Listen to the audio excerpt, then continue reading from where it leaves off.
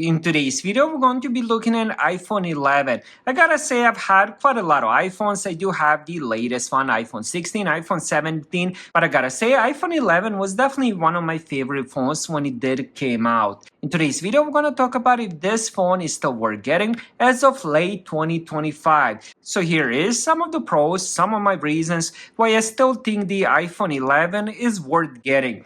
Let's start with the first one, which is a no-brainer. It is very affordable. Getting a used or refurbished would be definitely a good choice, especially if you end up getting it in excellent condition. Now, the second reason would be strong performance. Even though this phone is few years old, it does have the A13 Bionic chip, which is very capable for everyday tasks like social media, browsing, calling, and moderate gaming. I did end up playing a few different arcade games and it still performs fine.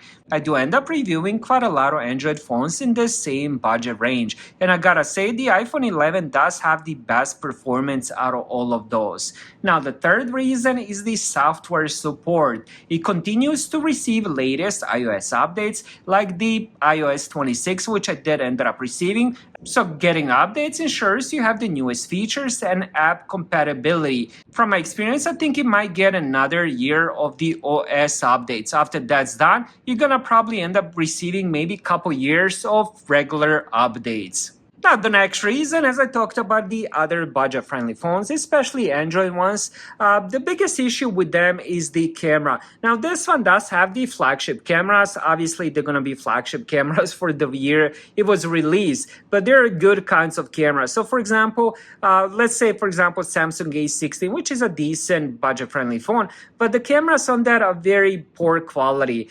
So, if we compare the cameras between the two, this one will run laps around those cameras. So having a good camera on a phone is still a big bonus, especially if this is your main phone. Sometimes you want to take a good picture or video so you can end up having that memory and sharing it. And my final top reason is the design. This one by far still has one of the best designs. It does have the curved edges where they ended up switching to the flat edges, which I'm not a big fan of. It does have the glass back, but it does have very beautiful rear of the phone, maybe because this is in product red, which they don't make anymore, but this phone looks absolutely stunning. Keep in mind, this was released, if I'm not wrong, in the 2020, and this is still one of the best looking iPhones I have. So those are some of the pros and my reasons why you should consider getting iPhone 11. Thank you guys for watching. Have a great day.